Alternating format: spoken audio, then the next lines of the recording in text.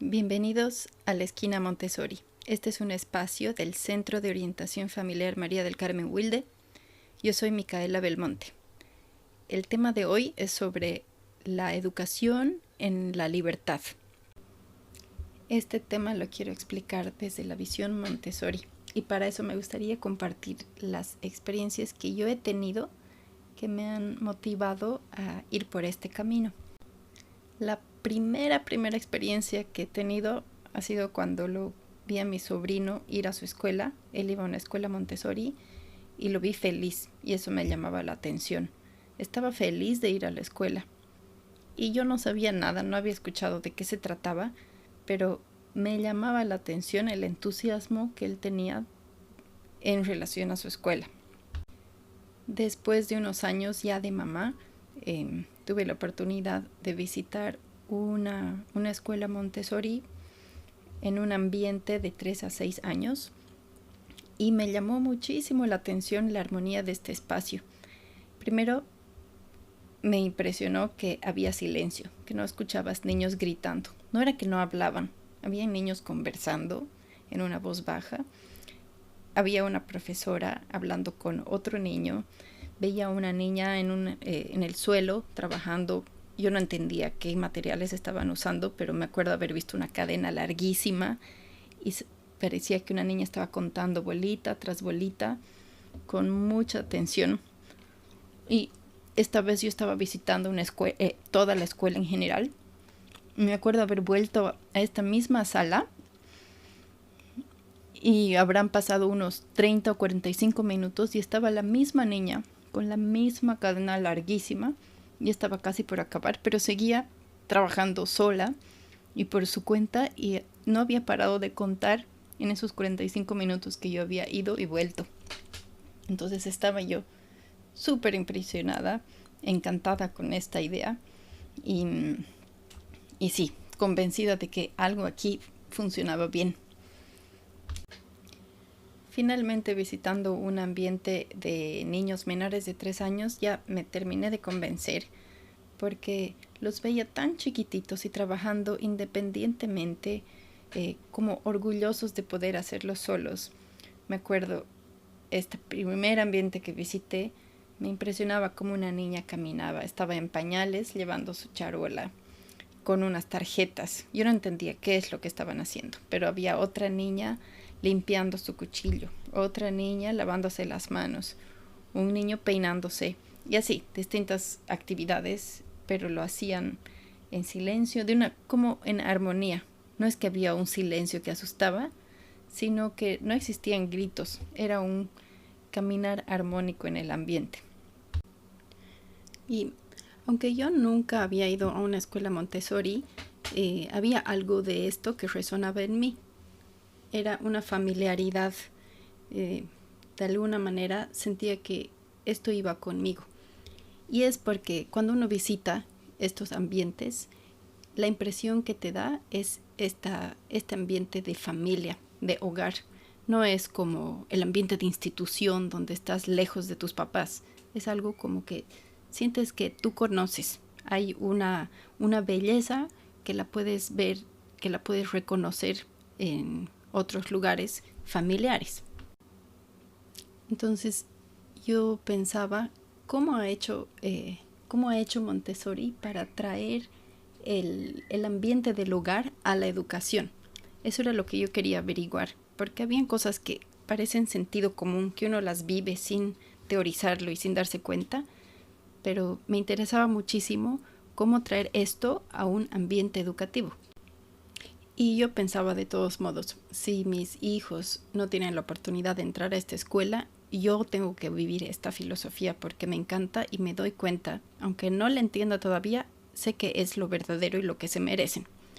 Así que me puse a leer y averiguar y de ahí es que viene el tema de la libertad, que es uno de los primeros secretos, entre comillas, de Montessori, que se repite y se escucha mucho. Es educar a los niños en la libertad. Pero así como concepto, es algo bien general que puede ser confuso y puede ser malinterpretado. Entonces me parece súper importante entender qué significa vivir esta libertad con los hijos. En palabras de María Montessori, la libertad es algo que se conquista. Aunque todos nacemos con esta libertad y morimos con libertad, porque podemos decidir hasta el día de nuestra muerte cómo aceptar nuestra muerte, esta libertad la tenemos que conquistar. Y como adultos, ahora tenemos esta responsabilidad de preparar a nuestros hijos e hijas en conquistar esta libertad. ¿Cómo se les da esta oportunidad para conquistar, para lograr esta conquista? Hay dos palabras claves que son como el secreto detrás de esto, y que si no se entiende estos dos puntos, es que uno se puede confundir la libertad con el libertinaje o con el que es hacer lo que te da la gana. El primer punto clave, que podríamos decir que son las llaves de la puerta de la libertad, son los límites. María Montessori decía que no podemos hablar de libertad sin hablar de límites. Pero, ¿qué son estos límites? Ahí está el arte que tenemos que aprender como papás, de cómo presento yo estos límites a mis hijos, porque podemos caer en sobreprotección, donde yo no estoy confiando en mi hijo, le estoy mandando este mensaje de que no creo que sea capaz de tomar decisiones por su edad, y tengo tanto temor de que se equivoque que yo empiezo a tomar las decisiones por él. Y yéndonos al otro extremo, también se puede caer en el error de dar demasiada libertad entre comillas, que es, le doy tanta rienda suelta a mi hijo para que haga lo que sienta que está bien, que le estoy quitando las guías necesarias para tomar buenas decisiones. Me acuerdo un día cuando mi hija tenía 3 años y yo estaba con esta idea de que ella se tiene que vestir sola, que ya lo hacía, pero a veces necesitaba cierta motivación. Y yo estaba decidida a no ayudar ni un poco ese día, porque según yo, ella se estaba acostumbrando a tener mi ayuda y no hacer las cosas por su cuenta. Entonces la convencí de que vaya a su cuarto a vestirse y yo iba a esperar, no importaba cuánto tiempo, a que ella termine de vestirse. Y no me acuerdo cuánto tiempo habrá pasado, pero era mucho tiempo, tal vez unos 40 minutos. Cuando voy a su cuarto, ella estaba sentada frente a sus cajones de ropa, sus cajones abiertos, y no me acuerdo si lloraba o no, pero no tenía una mirada de felicidad y estaba sobrecogida, se podría decir. Y ahí yo me he dado cuenta el error que yo había cometido, y era que le estaba yo presentando esta libertad de elegir qué ponerse, pero sin darme cuenta que su capacidad para elegir todavía era limitada, y ella necesitaba que yo le ponga ciertos límites. Este es un ejemplo pequeño para entender la idea de los límites y cómo como adultos tenemos que medir esto. Entonces ella no necesitaba abrir sus cajones y ver 7 pantalones y 3 faldas, sino lo que necesitaba ver era un pantalón y una falda. Cuando me di cuenta de este error y reorganicé su closet, me acuerdo que dejé en sus cajones solo 2 opciones y todo lo demás yo lo tenía en otro espacio especial donde yo iba sacando. Entonces ella ya empezó a tener éxito en el momento de elegir qué ponerse.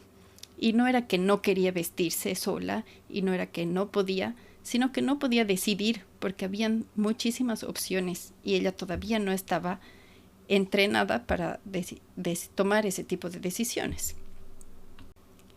Y esto es lo que nos toca hacer como papás, ir observando hasta qué punto nuestros hijos ya están, ya son capaces de decidir, e ir midiendo nosotros en el momento en que presentamos esas opciones.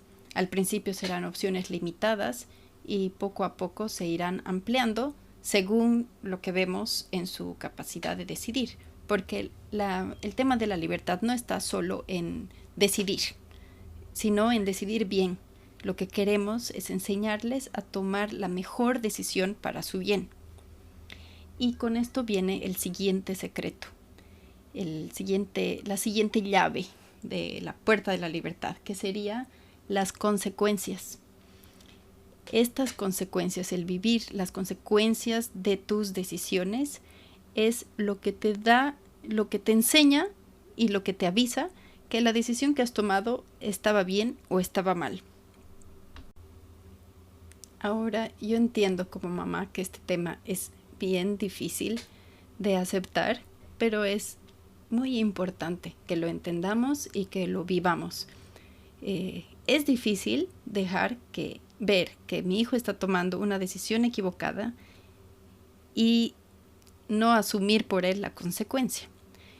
Por eso no voy a esperar a la adolescencia en la que se encuentran con grandes decisiones y con grandes errores, sino la idea es practicar desde que ellos están en el suelo aprendiendo a caminar, dándoles opciones de decidir pequeñas y cada vez ir incrementando esto.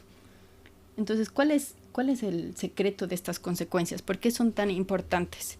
Como consecuencias, además, quiero decir, no el castigo de que si haces esto mal, por lo tanto, ya no puedes salir mañana o entonces ya no tienes el helado, sino las consecuencias naturales de haber tomado una decisión equivocada. Si lleno un vaso más allá de su límite, el agua se cae. Como mamá no necesito decirle, el vaso no se llena tanto, has echado el agua porque te has equivocado en el momento de servirte agua, sino que el vaso en sí, el material, le está diciendo al niño, has servido demasiado, ahora hay agua. Lo que me toca decir como mamá es, se ha caído el agua y ahora puedes limpiar. Le estoy dando la oportunidad a mi hijo de vivir su consecuencia.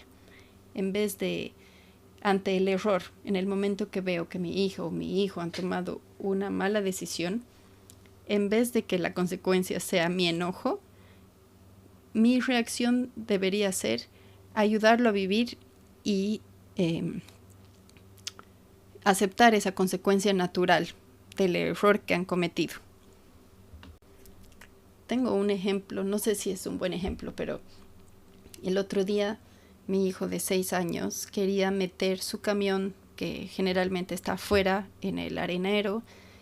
Es un camión tonka que lo utilizan para llenar tierra y luego vaciarla, pero querían jugar con el camión adentro.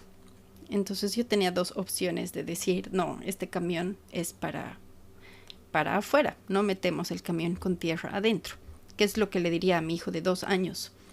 Pero Nicolás, de 6 años, estaba empeñado en que quería jugar con este camión adentro. Entonces yo en este momento he decidido que darle la opción de que si quería jugar con este camión adentro tenía que estar limpio el camión, porque tenemos que cuidar la casa y no podemos ensuciar el suelo trayendo tierra en el camión. Una vez hecho el acuerdo con el Nicolás, él decide limpiar su camión. Yo ya me fui a hacer mis cosas y cuando vuelvo veo que había tierra en el piso. Y creo que aquí es que yo me he equivocado un poco, o tal vez mucho, no sé. Mi primera reacción ha sido decir, has ensuciado el piso. Por eso yo había dicho que no metas el camión. Pero cuando me doy cuenta, él estaba limpiando el piso.